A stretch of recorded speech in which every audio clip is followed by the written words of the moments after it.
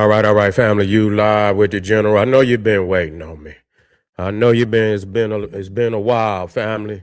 About what, less than 18 hours. You feel me? We black again.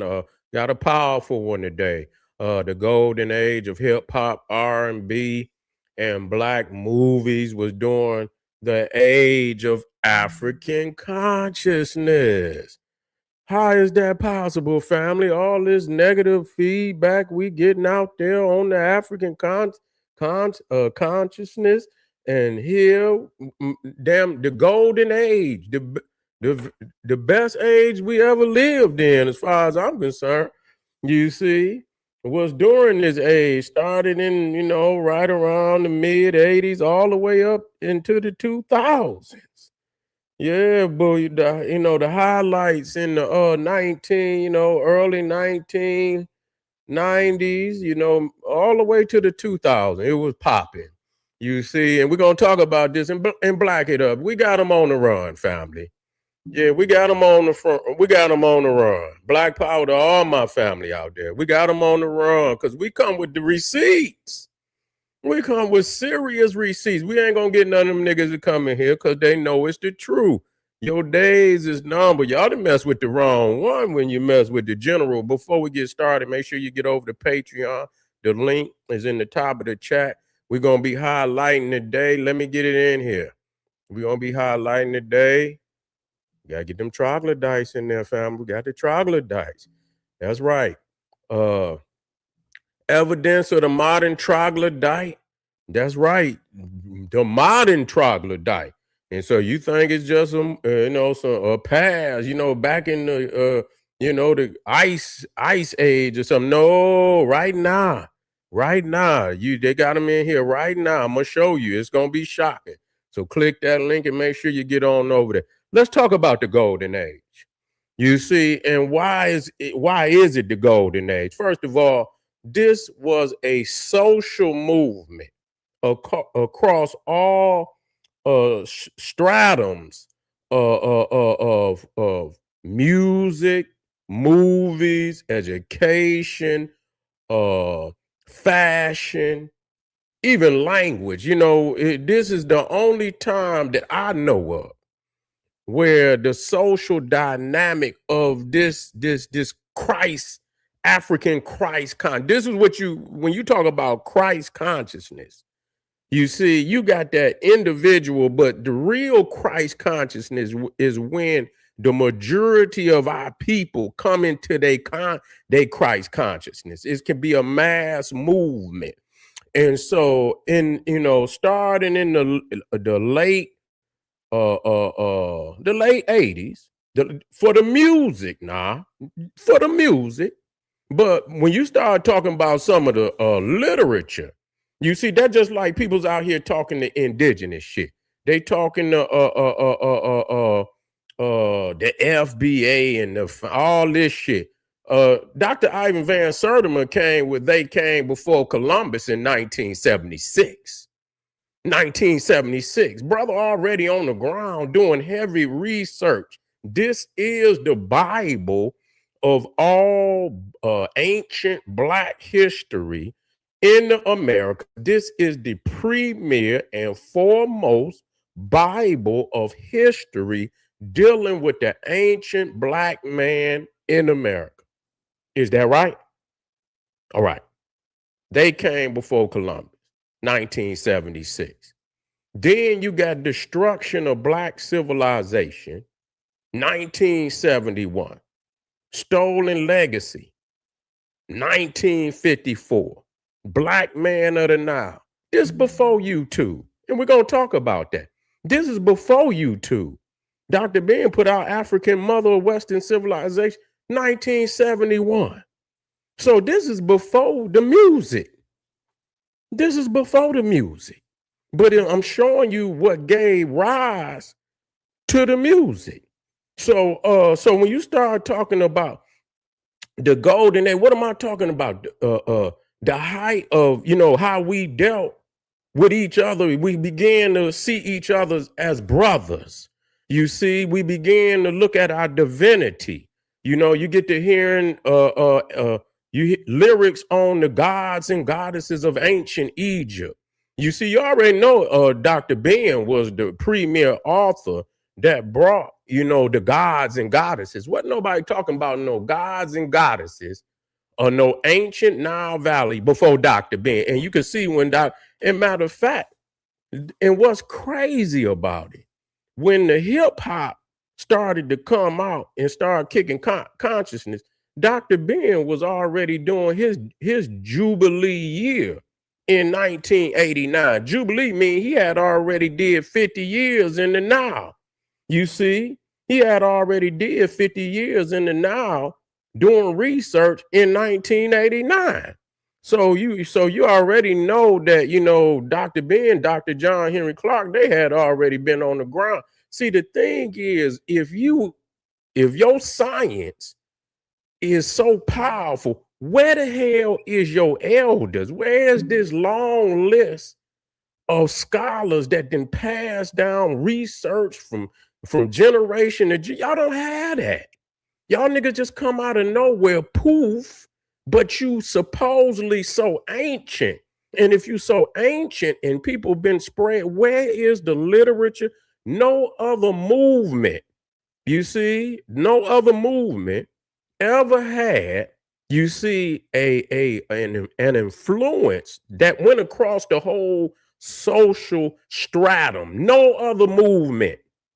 You understand? Unless you want to go back, I don't consider the Harlem Renaissance and shit. That shit wasn't revolutionary enough for me.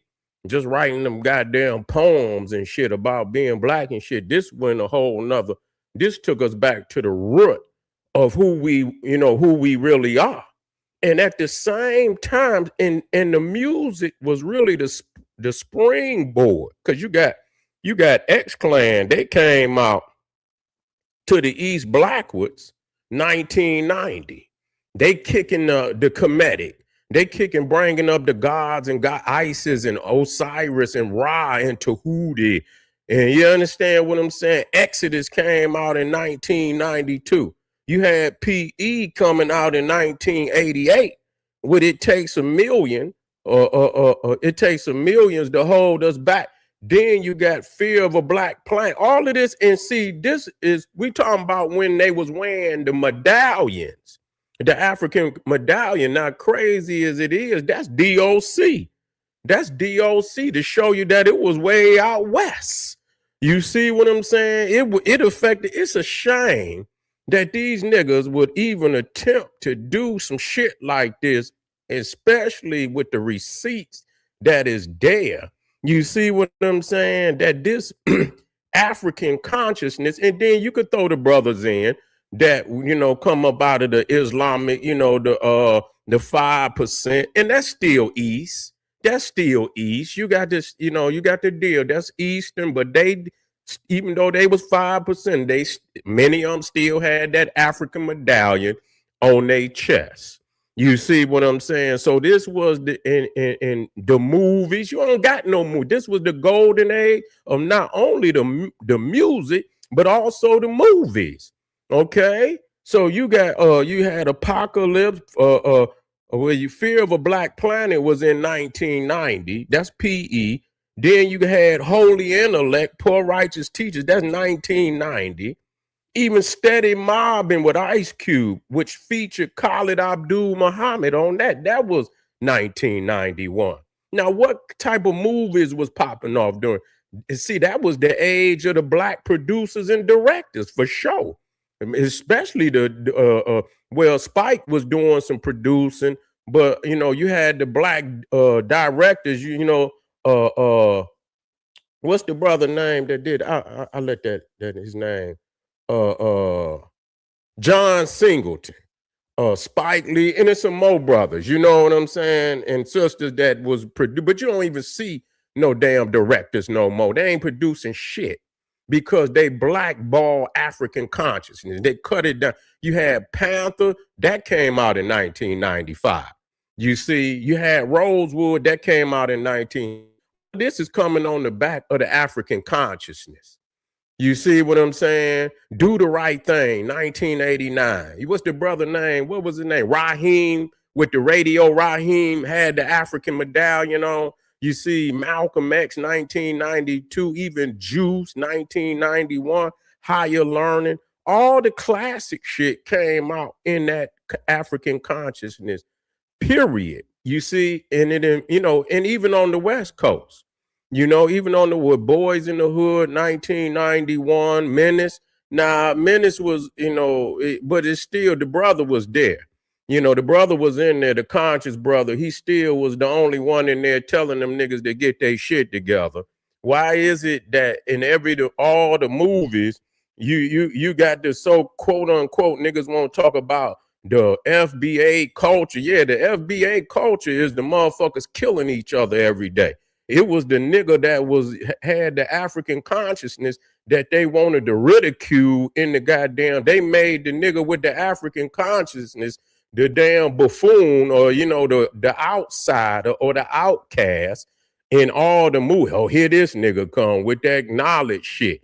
You see, so they always made it, but he was the one that was always in there trying to tell them, don't do this, don't do that. It was always that way. You see, and then you had dead presidents and many more, but these was the era. We used to go to the movies to see our movies. You ain't got shit like this. You see, because they blackballed and people talking about the white man made African consciousness. When did he do that? They blackballed African consciousness. They didn't want this. They didn't want this, not at all.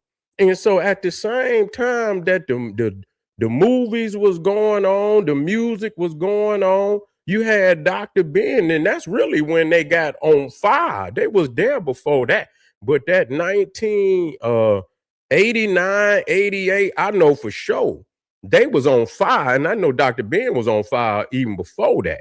You see what I'm saying? Even before that. But that 1989, that was really when I think I met Dr. Ben in 1988. You see, I met Dr. Ben in 1988. I met Dr. Clark in 1989. You see, and I know they was on fire. Everywhere I went, and Dr. Ben, man, the niggas was on the roof. Niggas was in the rafters. You see what I'm saying? I seen Dr. Ben pack in 1,000. You see, at a college, and niggas was outside the day with whatever I know the seating was like 800. They had standing room only. It was people outside couldn't even get in. I seen this with my own eyes. I seen Dr. Clark packed to the rafters. Niggas on the walls. You ain't nowhere for you to stand. You had to stand outside and listen through the window. You see what I'm saying? This old school. You had to listen through the window. They had to open up the window so you can listen through the window. That's how many people was in the church. You see what I'm saying? So this most definitely, and this is the only time when we respected our sisters and spoke highly of our sisters. No other time in hip hop. No other time. And this was the revolutionary platform, you see, for our people to build. And anything that was did of any positivity was done through this era. Now, when when niggas disconnect, just like these niggas is disconnecting today, and you want to start talk just straight foundational Black American, disconnected from Africa, gangster rap, nigga, that's it. And that poverty rap shit that they was rapping before that. You see what I'm saying? Oh, don't push me because I'm close to the edge. Nigga, everything was poverty rap damn near back then. Niggas was, yes, they was speaking to the plight, but they wasn't talking about no consciousness, no high consciousness, or how a nigga could, could reconnect with his greatness. So yeah, they had all the raps about, you know what I'm saying? Some, I'm in this state in condition, but they didn't have the cultural connection to give to people so that they could rise up out of that shit. So most definitely, man, we're gonna touch down on this. We're gonna touch down. The receipts is what they is. You can't remake it. You see, you cannot remake it at all. The receipts speak for what it is. And this was African consciousness. Majority of what went on during this time was, started with the African medallions and the hip hop rappers. You see, that was, spitting the African, connect them to Africa. Speaking of our greatness as kings and queens, which you ain't, these niggas ain't talking about nothing like that. You see, talking about African gods, we God, and that's most definitely cutting the cord on that white worship and shit like that, which these niggas continue to do. You see what I'm saying? So we wanted to make sure that we bring receipts on what we have done as a community compared to, and when people call our name, they could call, but when we show up with receipt, motherfuckers like, oh, why you got to come like that? Yeah, but as long as somebody talking shit about us, it's all good. Yeah, but family, stay with me. Make sure you get over there to Patreon.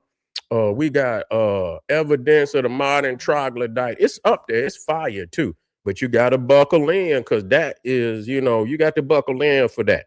If you got crackatosis, I mean, you most definitely, you got to buckle in, because you might go into a state of shock. But anyway, family, I'll be right back. See you in a minute. Black Power.